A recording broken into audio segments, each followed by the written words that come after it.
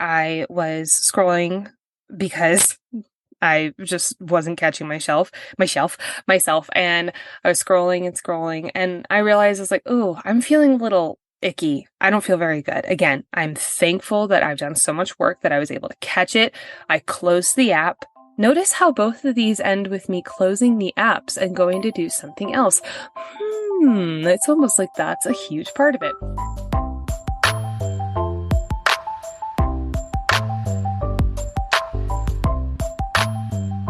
What is up, sweet, beautiful friends, and welcome back to another episode of the Life Coach Baker podcast, where we discuss perfectionism, productivity, goal setting, and living an imperfectly full life in the 21st century. I'm your host, now and always, Nicole Baker. I'm a coach for high-achieving perfectionists, and I am a goal setting and productivity master who believes that we can live a full life of our dreams without the burnout and the hustle. And today we are talking about something that is very linked to both of those things, and that is social media. Now, before we dive into the episode, dive into all the nits, the grits, all the little details, I want to start off by saying I wanted to approach this episode more objectively than one might assume. We hear social media, especially when we link it to perfectionism, and it's immediately negative. It's all the mental health side effects. It's all the productivity side effects. It's all the things that it's eating up for you. And while, yes, we're going to talk a lot about that, and we got some studies, we got some statistics, all that stuff pulled for this. But I wanted to also make sure we hit on, okay, social media is here for a reason. It is used for a reason. What are the benefits? What are some of the things that we gain from social media? So in addition to maybe the not so pretty side of the social media world, I also wanted to hit on the side of the social media world that gives us a little something, because again, it was made for a reason. Every single product, every single app, every single service-based business, it is created so that you can have a problem solved. So that we have something that was in our life and it's no longer anymore, or we were missing something and now it's there. And if we're really boiling down business 101, that's really it. And obviously social media is businesses creating these apps that we use every day. So I wanted to take a more objective approach. However, in addition to the negatives, in addition to the benefits, I also wanted to hit on what can we do about this? We're going to talk a lot about data. We're going to talk a lot about, in a fun way. I know that sounds like, oh God, back to science class. No, we're going to talk about it in a fun way. We're going to talk a lot about some things that I personally have struggled with, some things that I have gained from social media. But then what are we going to do with this information? Because knowledge is nothing without action. I'm a big believer in that. And honestly, the more and more I spend coaching, the more and more I spend learning about the brain, the more and more that I see how action is truly the missing key for so many people. So I wanted to devote an entire section of the podcast to what can we do about this with social media. But let's first start off with some general statistics. So according to Harvard Health, there's a reason why social media is so addictive, and it's because of this beautiful little neurotransmitter called dopamine. Now, you've probably heard of dopamine. It is the pleasure and the motivation neurotransmitter. There's 3 different good, quote unquote, neurotransmitters, and this is one of them that tends to hit more in that motivation, that pleasure. Things like sex, fresh baked cookies, checking something off your to-do list, making progress on your goals. These are all hits of dopamine. But things like heroin, alcohol, cocaine, the lottery, these are all also huge dopamine releasers. Hence, one of the reasons why they are all so addictive. Gambling is also one I did not mention. That is a huge dopamine hit. So social media was created by these incredibly smart inventors because it is designed to give us dopamine hit after dopamine hit after dopamine hit, making it highly addictive. So things that give us dopamine on the app are seeing that we have a liked post, or a story, seeing that we have a DM, seeing that we're connecting with someone is also a dopamine hit. Scrolling through videos is absolutely a dopamine hit. And in fact, scrolling through videos lights up the same areas of our brain as awaiting lottery numbers, not getting the lottery numbers, awaiting the lottery numbers. So that's why a lot of the times we don't just scroll through one video. We don't just scroll through 5 minutes. We scroll through like 30 minutes. And in fact, there's something called the 30-minute effect that basically says, on average, when we open up social media, and this could be TikTok, this could be Instagram, this could be Twitter, we start scrolling and suddenly 30 minutes have passed by. And it's like, whoa, oh my God, I didn't even notice it. So how much time do we actually spend on social media per day? First and foremost, you can actually check. There is a section, I'm sorry, I don't know for Androids, but I know for Apple users, there's a section on your phone that you can go to on screen time and see how much time you spend on social media. You know what? I got so curious, so I actually did grab my phone. So on my screen time, I looked at what my social use was just for yesterday. Oh boy. And it was 2 hours and 4 minutes. Now I'm looking also at like the weekends and it's 47 minutes and oh God, I'm not even going to say Friday. It was upwards of 4 hours. We're going to turn that off. Okay. So the reason I think it's really good to know, and I really want to make sure that we're touching on this in a totally shame-free way. This is an app designed to keep us on the flippin' app. And it even like, so on average, people actually use about 2.5 hours of social media per day. Now, you might be higher, you might be lower. Again, you can find your own screen times on there. But when people are on the app and they're infinitely scrolling for more information, it triggers that similar cognitive reward system as like, getting food, or again, like I said earlier, anticipating a lottery ticket. So I want to say all of this blanket statement over this episode, because we are going to be talking a lot about our own personal social media usage. I'm going to be pulling back the curtain on some things that I've done with social media that have made me oh so very sick, and things that have made me feel really, really good. And I want to preface this that this is a completely shame-free zone. This is we're not even going to touch on judgment or anything like that here, because to be honest, again, these apps are designed to keep us scrolling. So a recent study that I was reading in anticipating this episode really stood out to me because, we hear so often, okay, social media is not good for me. I feel, comparison, or I feel anxiety. So a few researchers, I think this was 2 years ago, took about 154 study subjects, and they randomly assigned all these 154 people, half of them to quit social media for a week, and half to carry on as normal with their online habits. No different. Like, don't use it more, don't use it less, just absolutely the same.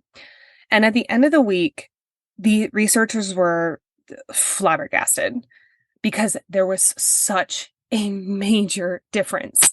The people who quit social media had so much less anxiety, so much less depression, and much higher overall well-beings.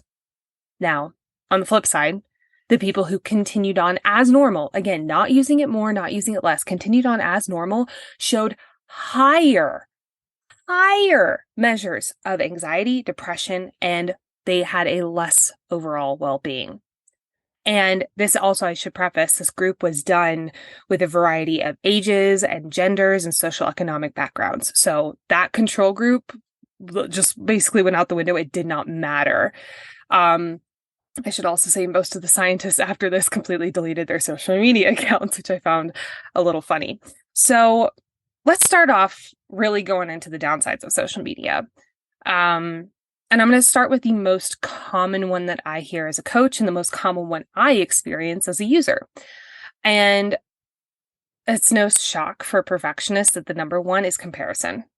If we are scrolling through social media and we're looking at person achieving something, person selling something, person having a huge milestone, person hitting a goal, we're going to naturally start comparing them to ourselves. But because our brain is very all or nothing designed, we're working on it, but it is very all or nothing designed. We're going to say, oh, well, because I just scrolled and saw 20 people achieving 20 different things, that means I'll never amount to anything. That means I suck. That means I'm not working hard enough. That means I'm lazy. That means I'm never going to amount to anything. I mean, just go down the list. And in fact, this happened to me recently, where I was on TikTok and I saw that an old friend of mine was blowing up on there. I mean, just like 3 million views on her like fourth video. And I started getting furious. I said things in my head like, I've been posting for 4 years, like, and she posts like her fourth video and this happened. And like, oh my God, like, you know, like, why won't this ever happen for me? And like, I saw her like gaining thousands and thousands and thousands and thousands of followers. And I was like, oh my gosh, like, it's never going to happen for me. I'm never going to get that many. Like, and I just went down this rabbit hole. And to be honest, I was beating myself up so hard. Thank God, I finally caught myself because I was like, wait a second, like something doesn't feel right here. Let's just turn this app off and let's just go do something else.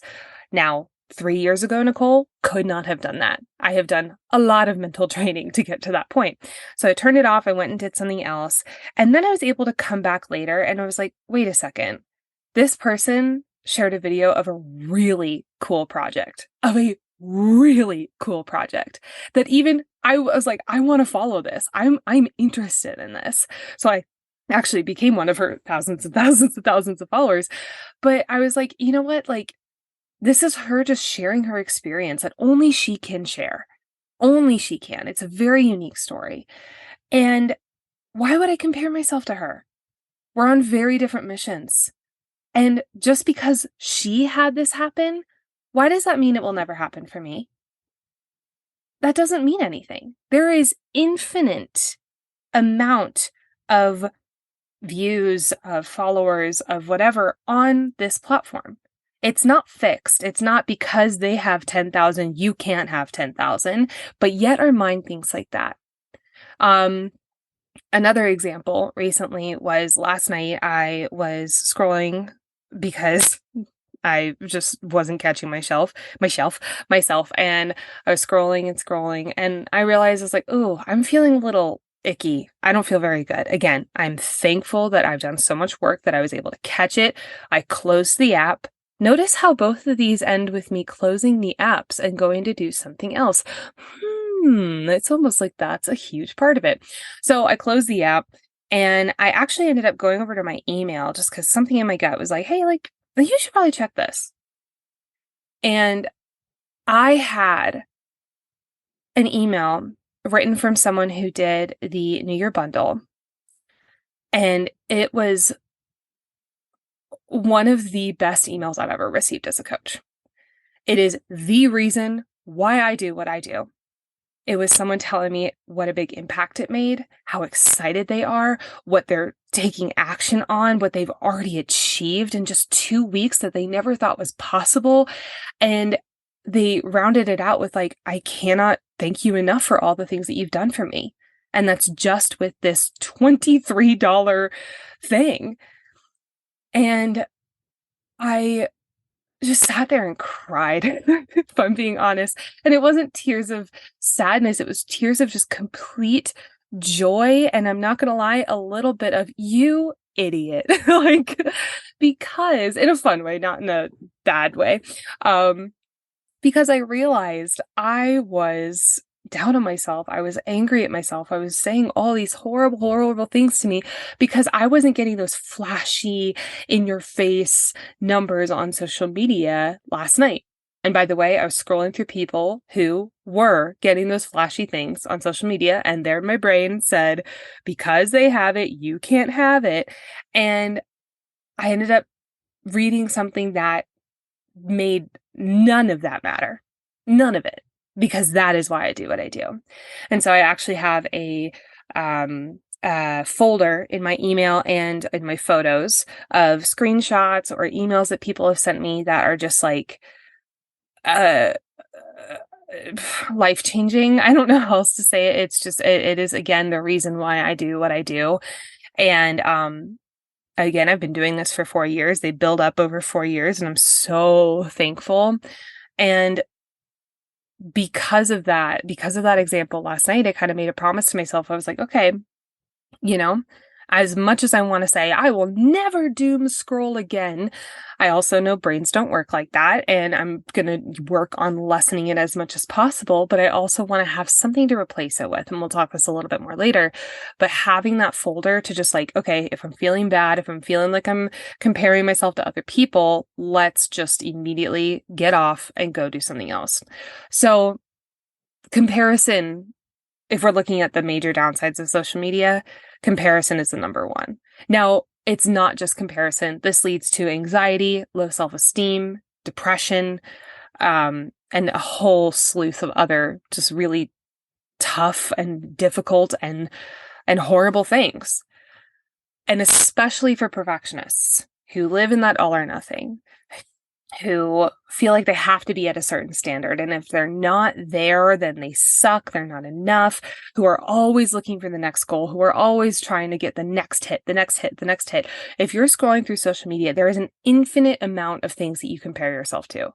There's an infinite amount of, oh, they hit the next thing. They hit the next thing. They hit the next thing. And here's the deal. Our brain doesn't work in the way that it distinguishes that if you scroll through 50 different people, that those are 50 different people. Our brain says, oh, people achieved 50 different things. I've achieved nothing. Do you see the difference? It's not, oh, here's 50 people all achieving one different thing. Who knows how long they've been working on it? Who knows how much money they put into it? Who knows what their experience was with it? Who knows the amount of times they cried into their pillow because it wasn't working? We don't think like that. We instead just see the flashy end and then say, well, fuck, I'm not enough.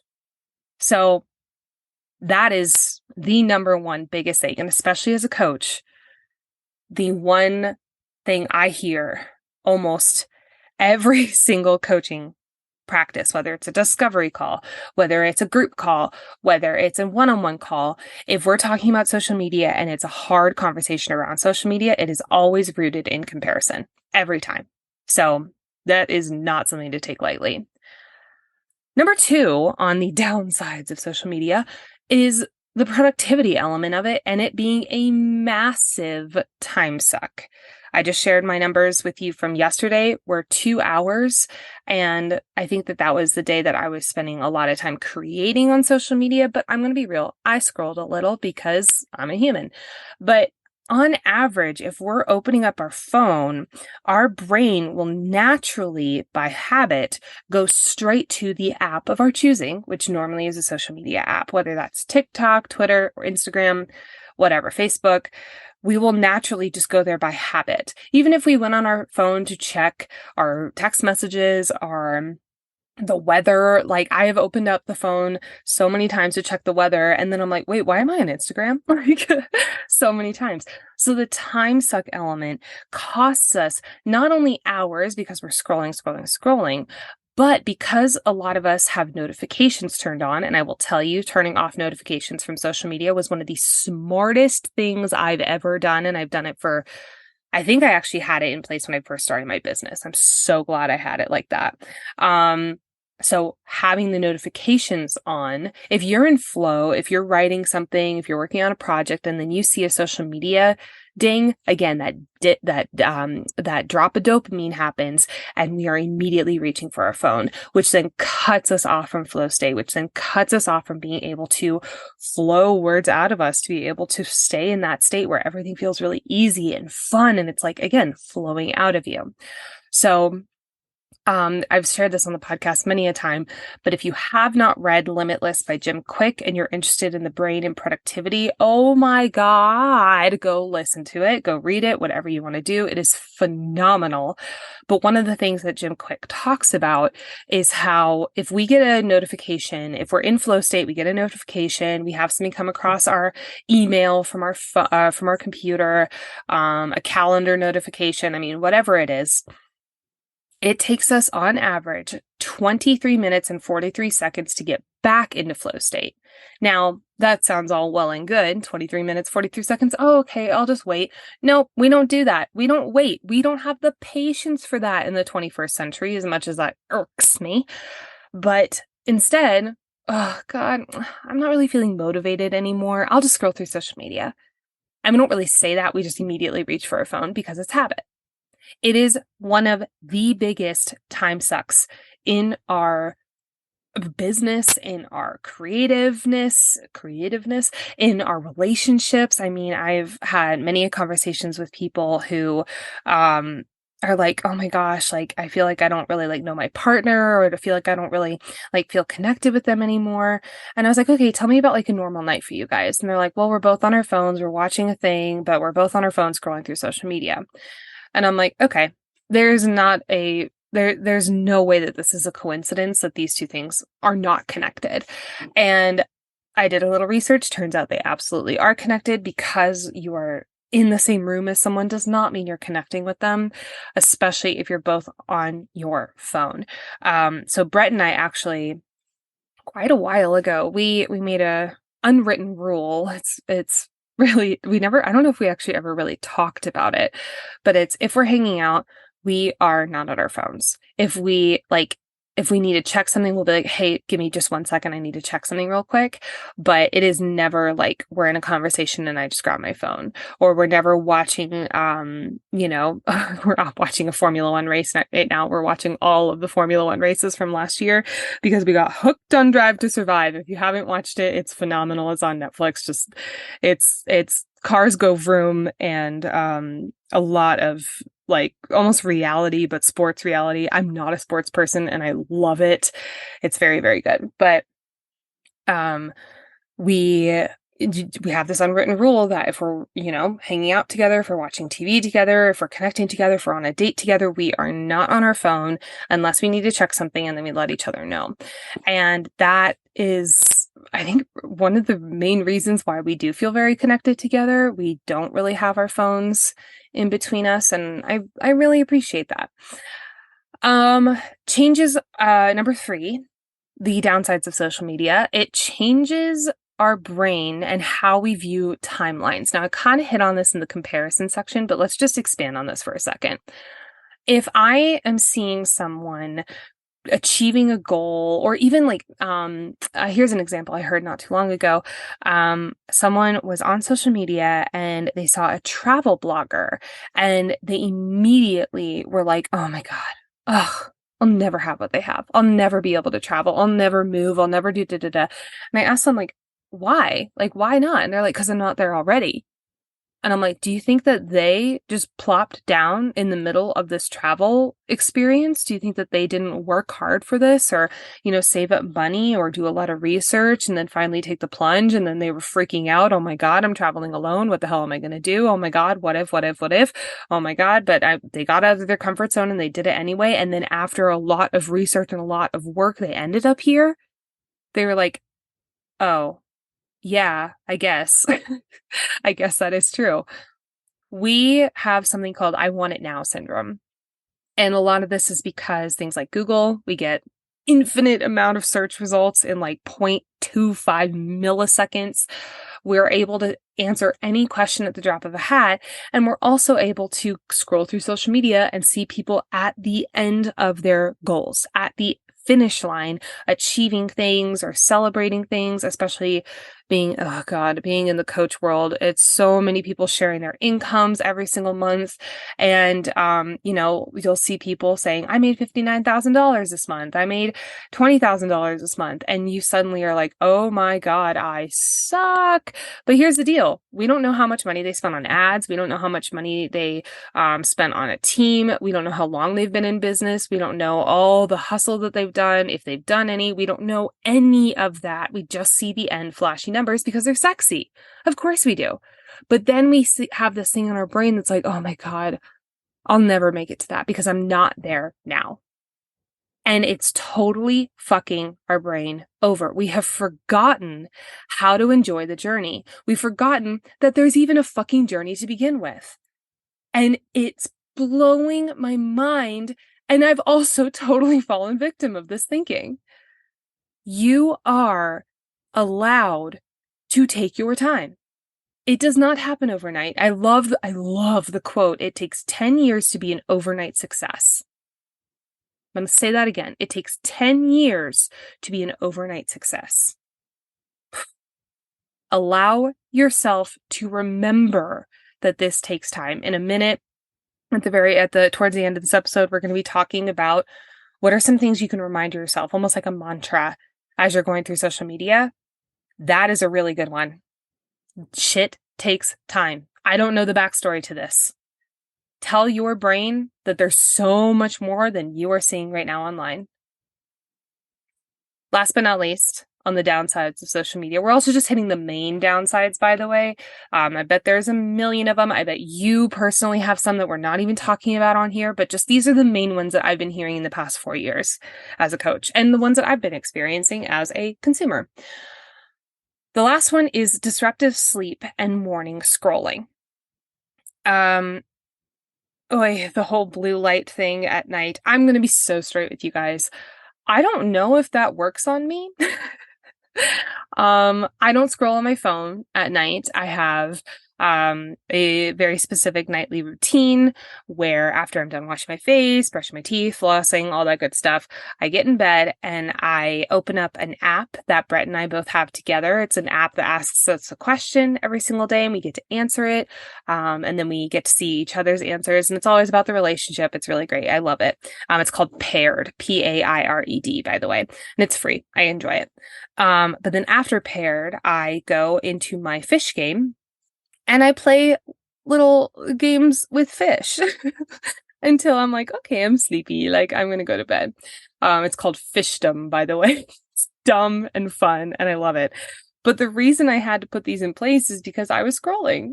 Because I was like, oh, I have nothing else to do. I might as well just scroll. And I didn't like that. I did not like doing that right before bed at all.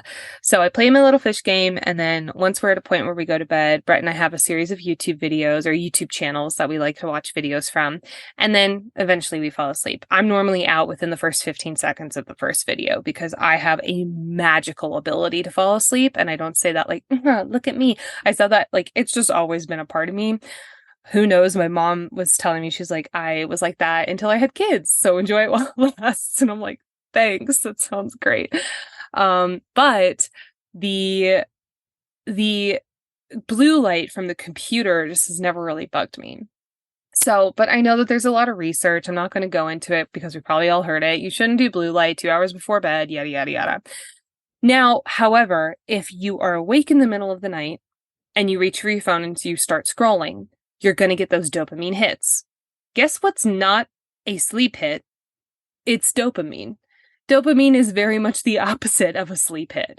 So the reason I've talked to a lot of people and they've been like, I have a really bad sleep pattern. You know, I'm just up for hours in the middle of the night. And I ask them, I'm like, what do you do? And they're like, I scroll through social media. I watch videos. And I'm like, okay, how do you think that's helping you right now? And they laugh and they're like, it's not helping me at all. So here's something that I do. And it works for me because I've seen this show a million times. I don't need to watch the end of it because I know what happens. But I actually turn on Gilmore Girls and I listen to it. Note I said listen, not watch. I turn off my phone. I close the screen so it's just playing audio. And then I'm able to fall asleep very quickly, like very quickly. But the reason is because A, I'm not getting the dopamine hits. B, I already know what freaking happens. It's just a way to fill my ears. And I know we just did an entire episode on not filling your ears, but I'm sorry. I'm not going to think and listen to my thoughts at 3 a.m. That's just not what I want to do. I instead want to fill my ears with something that's basically white noise so I can fall asleep. And it works really, really well. Before Gilmore Girls, I was listening to Friends. And that worked really well until they took it off Netflix and I didn't have HBO at the time. But that is something that's worked really well for me. However, it has been massively proven that so many people, when they are going to social media in the middle of the night, they are actually going to be up for much, much, much, much, much longer. So I hate to be like, stop scrolling social media at night, but stop scrolling social media at night. In addition to that, morning scrolling. So often our alarm goes off, but we're groggy. We don't want to get out of bed. It's warm. It's cozy, especially here in the winter. So we reach for our phone and we start scrolling. And then time goes by. Now, here's two things I've noticed from morning scrolling. Number one, it massively increases anxiety throughout the day. Massively. Like, I can tell an exact difference between myself and my clients between when we are scrolling in the morning and when we're not scrolling in the morning. In fact, I had a client just recently. She stopped the pattern about 2 weeks ago, and she is kicking ass. It has literally changed her motivational pattern. It's insane. Like, just, it's crazy. Stop scrolling. But how do we do that? We're going to talk about that more later in the, like, what do we do about this section? But like, just keep in mind that not only does it increase your anxiety, but it also wastes so much of your time. And so many people are like, I want to do a morning routine. I want to do a morning routine. But then they scroll through social media for 30 minutes and they're like, oh, fuck, I don't have time to do my morning routine now. I'll just go get ready really, really quick and then get into work. And that, again, for looking at anxiety, massively increases anxiety. Not to mention, going back to our very first one, comparison. If the first thing you're doing in the morning is comparing yourself to a bunch of other people, how do you think that's going to help you? How do you think that's going to help your motivation? It doesn't. It makes you feel like absolute shit on a stick first thing in the morning, to the point where you are like, oh my God, I'm never going to amount to anything. I'm never, like, why even bother? And then you don't do anything for your goals, for yourself, for your well-being, those new habits you've been thinking about for forever, that you said 2023, this is my year, I'm going to input these habits. You don't do them because you're already talking down to yourself with low self-esteem. Stop it. I so actively do not morning scroll ever, because it was so like, it was just one of the worst things I noticed for myself and what I was creating throughout the day. In addition, I know we're not talking about email, but in addition, email, I'm going to slide that one on in here too, because I know a lot of people check their email first thing in the morning.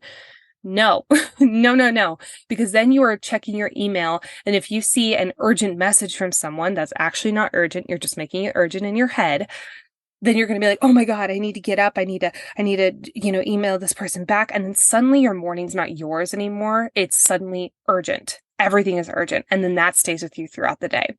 So just something to think about. Okay. We've talked about the negatives. We've talked about all the downsides of social media. Let's go through some positives. Let's talk about what are some things that are actually beneficial from social media. Now, I want to start this with an LOL moment, because in my research for this episode, I was, researching, okay, like, what are some, studies that have done, around social media that show good results, that show that it benefits you.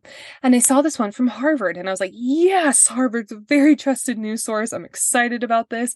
So I start reading the research, and it's like, okay, like, it like helps people's mental health, and it's very vague. And then at the bottom, it was literally like, it doesn't actually help. There's actually more studies coming out right now that it's massively hurtful for your mental health.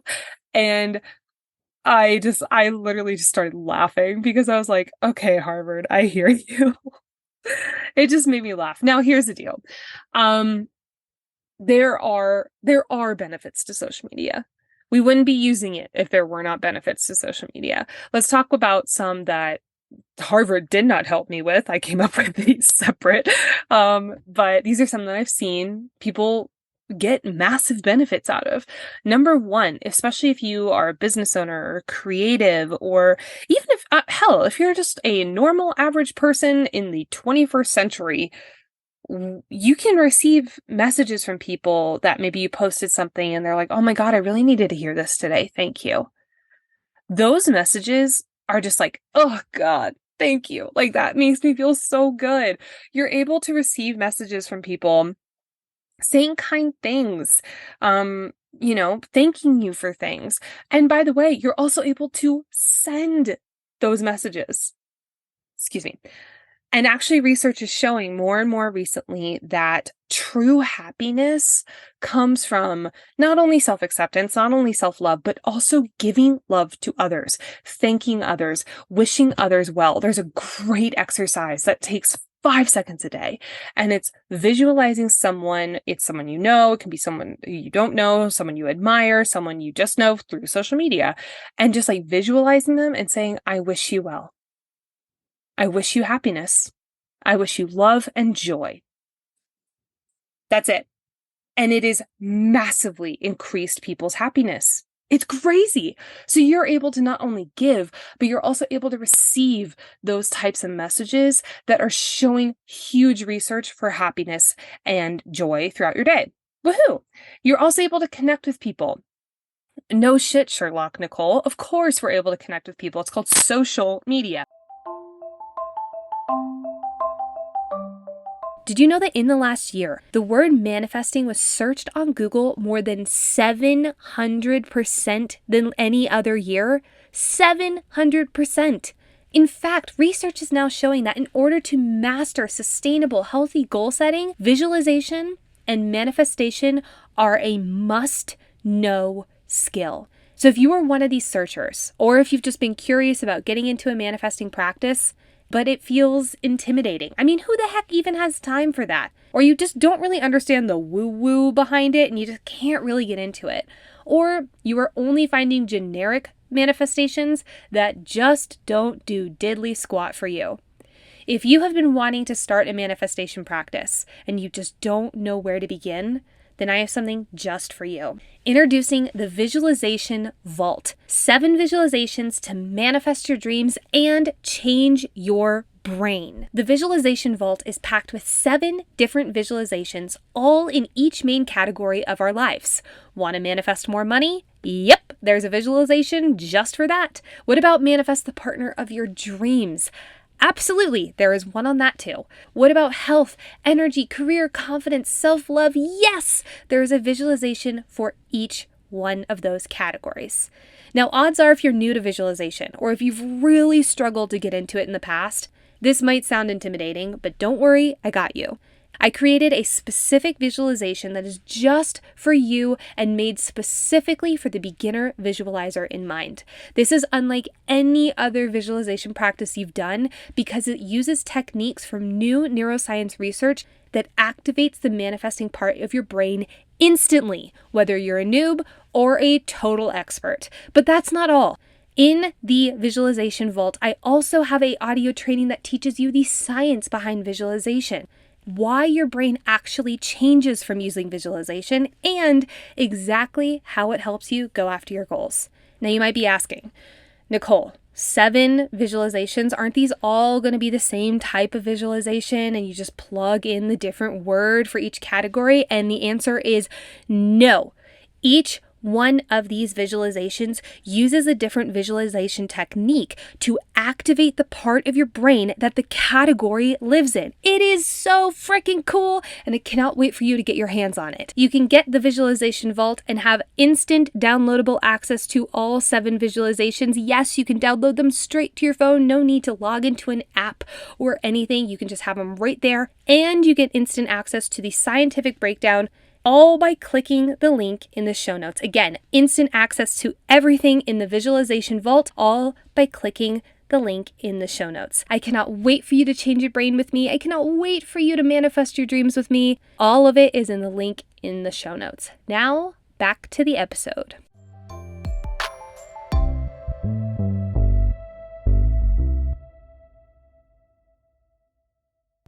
Now, when we're connecting with people, we're able to talk to people we know. We're able to, see photos and adventures from people we didn't know or we haven't talked to in a really long time, and we can reconnect with them.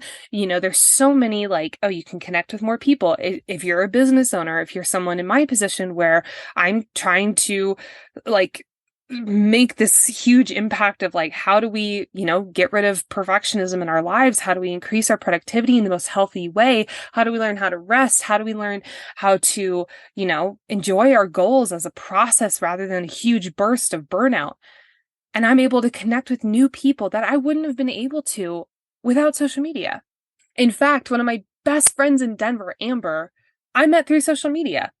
And she and I now have like monthly meetups, and we are like each other's biggest cheerleaders.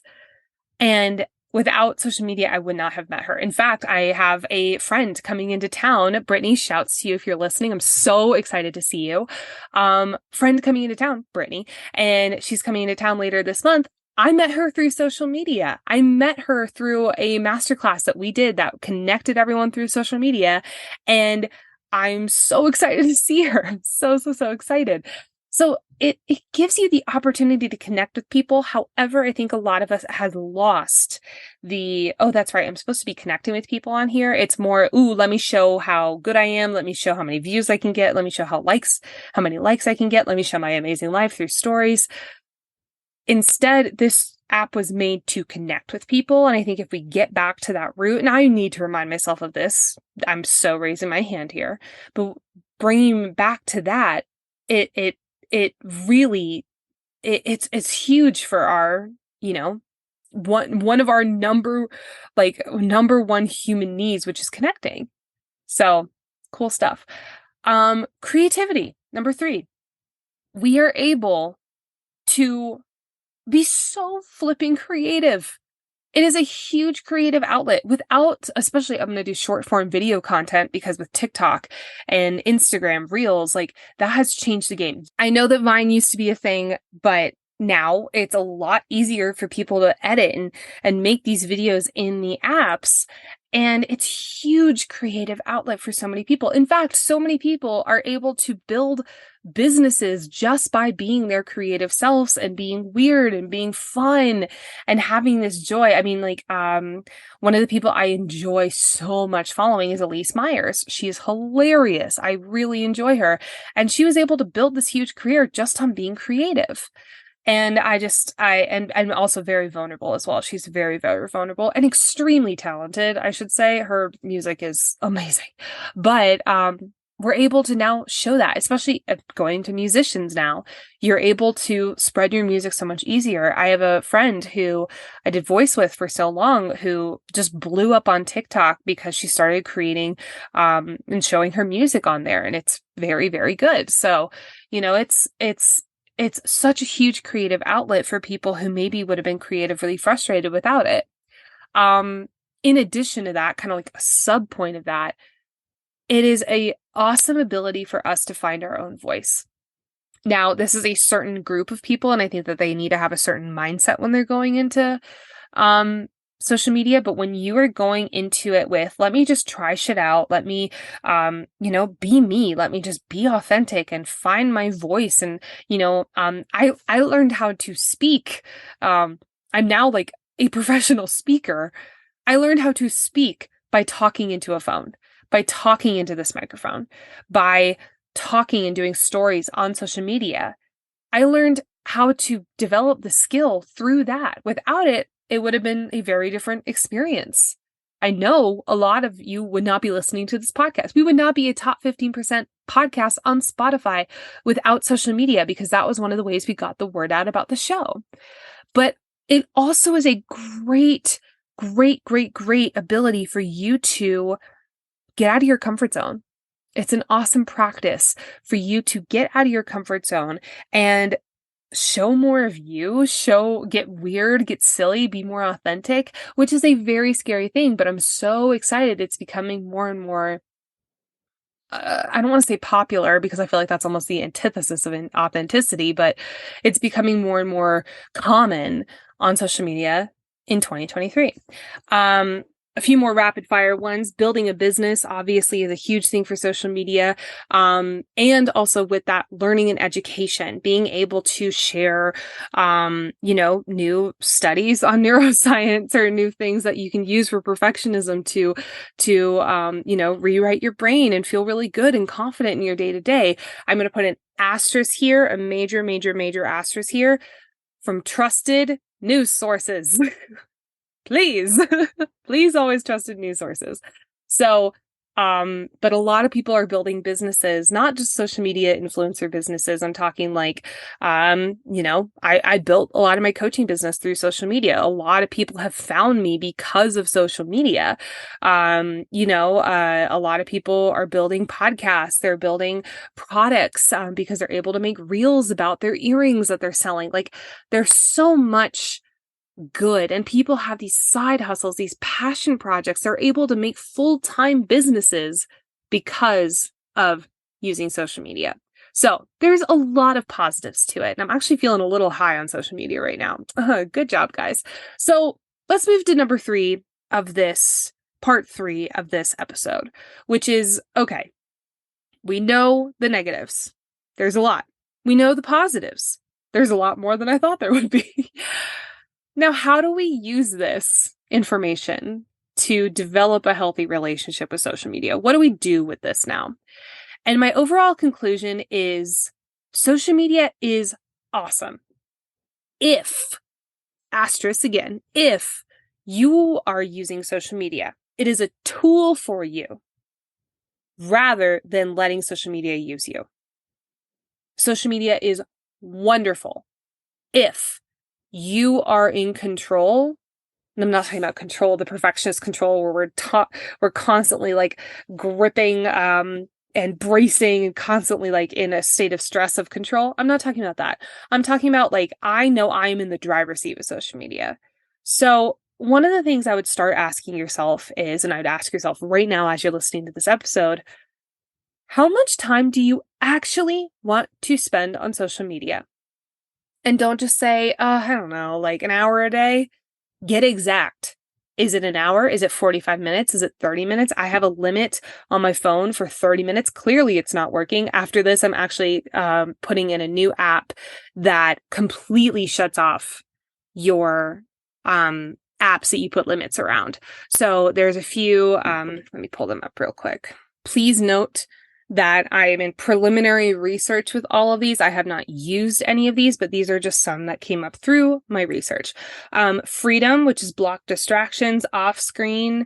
Block site is a good one. I think that's only for like Safari and Chrome though. Block apps. If you literally just Google, or excuse me, in your app, on your phone, just type in app limits, a lot will come up and you can pick the one that works best for you. Most of them are free, which is awesome. So you're able to put in app limits for your social media. Now you might be saying, but Nicole, there's one through the app on your phone, like especially iPhones, they have, and I think actually Androids as well, and I know Google's as well, they have the ability to, have an app limit. Yes, they do. However, there's a button on the bottom that says ignore limit, and then you can choose 15 minutes, 1 minute, or ignore limit through the entire day. And after enough presses of that, you get to the point where you're in 2 hours a day when you put a limit for 30 minutes a day. So I think that if you're brand new to this and you don't want to download a new app, give it a try. And if you can, say, okay, I'm absolutely not going to log on afterward, great. But if you notice you're still overriding it, I'd put in another app that actually closes it when you're done. One of my favorite techniques is moving it in your phone. And I mean that by, so if my Instagram, which is the one I normally am opening, if my Instagram is on my very first page, I'm going to move it to my second page because my habit is to open up my phone and go to that app. But if it's not there, it jogs this area of my brain called the prefrontal cortex, which is where we make new decisions, which is where we change our brain. So if I say, oh, it's not there. Oh, that's right. I didn't want to use it anymore. Great. I don't need to. It allows you to make new decisions. Now, I've again had some people say it works for a little bit, but after a while it kind of goes away. Then, again, those app limits are great. Another thing I would really strongly encourage you to think about is, how do you want to use social media? How do you want to use social media? Do you want to use it to gain new followers? Do you want to use it to spread your message? Do you want to use it to continue connecting with people? Do you want to use it? Maybe you're an artist or an actor. I know there's a lot of people listening to this podcast who are. Do you want to use it to, get creative and put your art or put your acting or put your singing up there? There's so many different options. However, if you are saying, okay, I do want to do it, but I want to do it so I get the most amount of likes as possible, you are setting yourself up to feel like shit. Here's why. You are putting your happiness in the app's hands, in the algorithm's hands, in other people's ability to see your stuff and press likes hands. If you instead put the happiness of the app in your hands, I want to be as creative as possible. I want to spread my message. I want to connect with new people. That is all in my hands. That is my decision. And I am a lot more in control of my happiness on the app. If you are like, I need to get off of this, or I need to massively cut down, here's my recommendation. In addition to putting in the app limits, don't just take it away. Say, I'm not going to do this in the morning. Put something else in place. Are you going to visualize in the morning? You heard in the episode, I have a visualization vault. These are great things to do in the morning. Do one of them in the morning and your whole day is changed. Seriously. Not only are you manifesting, but you're also changing your brain. I talk about it in the vault. It's huge. Shameless plug, but it's really, really helpful. I visualize every morning and it is a game changer for me. But that's also because I don't doom scroll anymore. I stopped that. It was not good for me. So are you going to, put on your laces and go to a gym? Are you going to go run outside? Are you going to go get some fresh air? Are you going to take the dog out? What are you going to do instead? And here's one of my favorite hacks, especially if you're a morning scroller. Before you go to bed at night, put a sticky note on your phone. Put a sticky note on your phone that says, don't, or go do this instead, or whatever you want to say, or a drawing, however you want to jog your memory that you're not doing this anymore. Because I love the quote, out of sight, out of mind. If we flip it, in sight, in mind. If you are wanting to make this change, you have to put something in sight that jogs your memory. Oh, that's right, I'm doing this now. So that's a huge one. Now, let's say you're like, okay, but I still want to be on social media, Nicole. How do I reframe comparison? How do I reframe that jealousy that I feel when I see these people achieving amazing things, or when I see people blowing up and I'm not doing anything? Here's one of my favorite reframes ever. And I got this from Mel Robbins, actually. It's a jealousy reframe. Jealousy is not necessarily bad. Now, before you're like, fuck you, that's not true. Here's what I mean by that. Jealousy is this pang of emotion, of we get this pang in our body that says, oh my God, what they have, I want. Listen to that again. What they have, I want. So many of us are walking around saying, I don't know what I want. I don't know what I want. I don't know what I want. If you get that pang of jealousy, there's your golden ticket. That's what you want. And again, just because they have it does not mean you don't. Does not mean you can't make the action steps towards getting that. Jealousy, that pang, is actually our body saying, hey, I want that. I want that. Now I think it needs to be married with patience. And we are massively lacking that. But that jealousy pang can actually work for you rather than be like, oh my God, I suck. I'm never going to amount to anything. They're amazing. I'm horrible. Whatever your narrative is. I mentioned this earlier, putting a mantra around social media as well. If you feel that comparison come up, oh my gosh, I'm scrolling through social media. There's 40 different people making these amazing amounts of money a month. Why am I not making that amount of money a month? Put a mantra in place that reminds you, oh, I don't know their story. I don't know the full thing here. I don't know their full background. I don't know how much money they put into ads. I don't know how much time they spend on an email campaign. I don't know how much money they're spending on a VA. I don't know how much time they spent reaching out to people offering pre-order spots. I don't know Also, how long they've been in business. What's their community like? Is it warm? Is it cold? We don't know. But we just see this fancy number and we say, well, I'm not enough.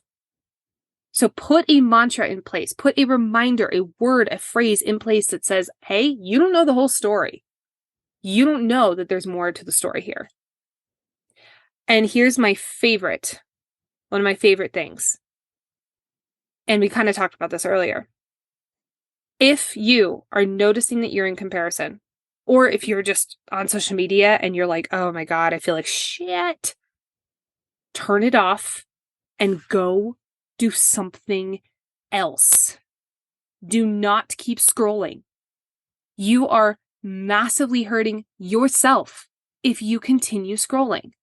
Now, here's one of my favorite little hacks. Have something in place already. Go paint, go draw, go walk, go watch a video of something you've been wanting to learn. Go sign up for that class you've been talking about for years. Go write that business plan that's in your head. Go do something that brings you closer to the person you want to be. And I guarantee you within like 5 to 10 minutes of doing that exercise, that comparison is gone because you're already filling your own cup back. So for me, this is a great example of I go and look in my folder of nice notes, of client referral or client testimonials, of things that make me feel like, oh my God, that's right. I am worth something. And I know that sounds really dark, but it helps because then after I'm in that state of like, oh yeah, I am making a big difference. I am doing this. I'm able to go about my day in a very different state. There are so many things that you can do to have a healthy relationship on social media that range from getting the frick off of it to massively limiting it to putting other things in place, having another plan. When you are on that app, doing something else. One of my favorite things, because, being a business owner, I create content every week. And in order to create content, I'm on the app. I know that there's a lot of apps that you can create content off of it. To be honest, it's just too much for me. I just do it straight in the thing. And what I do is, first of all, I have my phone on Do Not Disturb because we love it. And then secondly, I put a timer. I have this little cube timer thing that I put on my desk for 60 minutes, 30 minutes, depending how long I need. And I just say, okay, do this. Create as many videos as you can within this 30-minute timer. Go. And for me, that works really well because then I'm not scrolling. I'm not lollygagging. I'm in the zone. So that really, really helps for you content creators out there.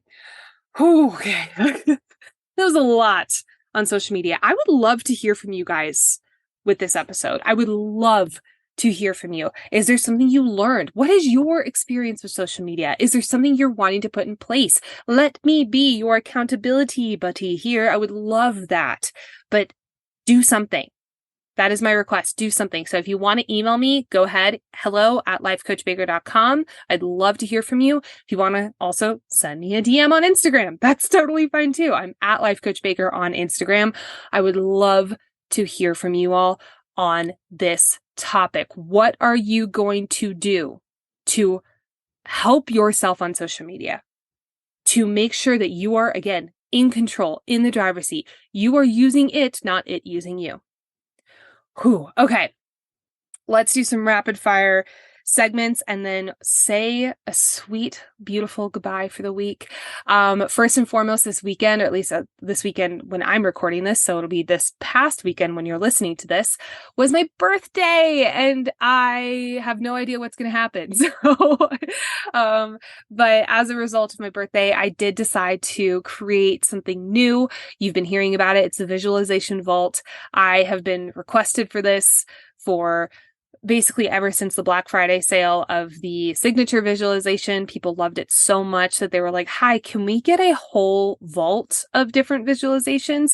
So I have 7 different visualizations. They are all different styles. They are in different categories of your life, from money to relationships to love to self-love to career, confidence, all this different stuff.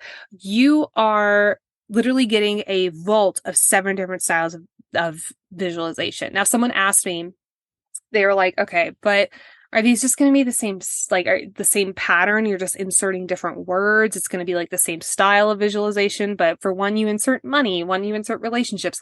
No, no, no, no, no, no. For each and every single one, I use different visualization styles depending on what needs to be activated in your brain based off neuroscience. So they're all different. We use a lot of neurolinguistic programming if we're wanting to get really scientific with it in these visualizations. They were so fun to record. You also might be asking, I've been asked this a few times as well, look, Nicole, I'm new to visualization. It's never worked for me before. I've done it a few times. I couldn't get into it. I couldn't turn my mind off. I couldn't get into my seeing myself because I don't think I'm worthy. For you, if this is you, I have a very special visualization just for you. This uses a very particular area of neuroscience. It's called the power of objectivity. And it is a specifically curated visualization for people who struggle with visualization, or people who are just brand spanking new to it, who are like, I've never done this before. So that one was really fun to research and record. I had a blast doing that one, and I'm really excited to see people listen to that and be able to finally experience the visualization, because it's a very different style than the other ones, because it's using a different part of your brain to get yourself used to this style of visualization. Now, one of my favorite parts about this is you don't only get the 7 visualizations. By the way, you download them onto your phone. That way you don't have to go into an app every time you want to visualize. You just download them straight to your phone. But I also have a audio that is explaining the science behind why visualization works. If you're like me, you like to know the why behind things. You like to know, why does this actually work? I love woo-woo. I think it's very interesting, but I like to know the woo-woo science if we're really getting into it. And we do some explaining of that in the beginning of the episode. How does this change your brain? Because it massively changes your brain when you have this habit. And one of my other favorite parts about this is each of these visualizations are under 10 minutes, some of them even under 7 minutes. They are short and easy to do every single day. I want you to make a practice out of this, and I want it to not be overwhelming. And those times were really, really important to me to keep them short, but incredibly powerful. So if you want to get access to the Visualization Vault, it is in the link in the show notes. I have it just in that plug, but I hope you guys enjoy. I'm really, really excited about it. Let's get into segments. So a goal to celebrate. I have been kind of stepping away from running recently, and I realized just like, I really miss this. It's something that not only helps me feel strong, that helps me feel motivated, that helps me feel really in my own body. But it was something that I always like to have, that goal, that thing I'm working towards, that thing I have a plan for. And so I finally made a 15K training plan. I was like, I could do a half marathon, but to be honest, I'm in the middle of planning a wedding. I was just like, no, we're just not going to do that full thing. So did a 15K training plan. I'm really excited. It's for the next 10 weeks. And by the time you're listening to it, I will be in day 2 of it. No. I will be in day 5 of it. Math is hard. And what was my moment of perfectionism this week? This was less so this week. This was more so this month. But one of the things with having a small wedding is I was like, well, if I'm not inviting a bunch of people, I shouldn't even bother having a bridal shower. Why would I do it? Because, I just have like 5 people that I could invite, or, there just doesn't really seem to be any reason behind it. Plus, it's just like, there's a lot of weddings happening next year. There's a lot of stuff happening next year in my family. I don't really need one. And to be honest, that was such a load of BS. I really just felt like I didn't deserve it. And I am someone who, I love celebrating others. I love throwing parties or, making someone feel really, really special. But I am someone who doesn't really have that done for me often. And I don't say that in a pity party way. I say that in I have set my life up so that I don't need that, quote unquote. It's really because I don't feel like I deserve it. This is something I'm working through on my own. And I found that in the thinking about the bridal shower and the different things that I was like, oh, like this is like an experience of having a wedding, like of really feeling like a bride, of really feeling like this is like a once in a lifetime thing to celebrate and to do, I realized that I was actually really feeling like I was missing out on something, but I couldn't ask for it because that would be selfish, because why would you do that when everyone's, planning on still coming to the wedding and, it's only 35 people. It's so small. And I was just kind of, to be honest, I was just throwing such a little victim pity party about it. I was just being so sad for no reason when I could have asked for it. I was being so silly. However, my future sister-in-law and my sister approached me, both separately, but they said, hey, we're going to throw you a bridal shower. Like, basically, like, not like you're being stubborn, you're being silly, but like, hey, like, do you want one of these? We would love to throw you one. And I burst into tears. Just on the spot, burst into tears. And it was so overwhelming because of two reasons. One, because I was so excited that someone would think of me and would do that for me. And it's just something, again, that I'm not used to curating in my life. And the second reason is because I realized in that moment how much I was being so sad, and so like I felt like I was missing out. And the fact that they were wanting to do that for me just made me feel so loved and so appreciated. So my moment of perfectionism was really just trying to downplay and play small with that, which one of my big things for this year is doing the polar opposite. I know I have so much more in me and I'm showing up like that in so many different areas of my life. But for some reason, the wedding, and more specifically, the events around the wedding that are focused on me and Brett, are still something I'm really working on, because I'm just not used to being the center of attention in that way. And it is, something I'm curious about, and I know I need to mentally start working on that, because I don't want to be at the bridal shower or the bachelor or bachelorette party. We're doing a combined one, or, the wedding itself, and saying, oh my gosh, well, I don't deserve to have everyone's eyes on me. I don't deserve to, be the center of attention right now. And, ooh, that hit home way more than it should have. Yeah, it's just something I know I need to work on in my own self to have that moment. So some things that I'm going to be doing are thinking about creating a mantra around it. I'm also going to work on visualizing it, and visualizing me having joy and fun, and just feeling so in the present moment with it. That's huge. So I'm excited to see where this goes, and I'll keep you guys posted. You guys, you rock. Thank you so much. A huge thank you to Ariel Villafane. She is our producer, our podcast editor, and my heart and soul. She actually is taking on new clients. So if you are someone who is starting a podcast, or if you have a podcast and you want to relinquish the editing, I cannot recommend it enough, and I cannot recommend her enough. Her email is in the show notes. I strongly recommend. Also, do not forget to go check out the Visualization Vault. It is in the show notes. It is something that I'm so excited to finally be hitting the shelves, hitting the road, be out in the world. And last but not least, please don't forget to rate and review this episode, especially if this episode resonated with you. Send it to a friend, share it on social, and tag me at Life Coach Baker. I would love to reshare it and hug you virtually in our connecting on social media. Until next time, you sweet, beautiful friends, I will talk to you soon. Bye.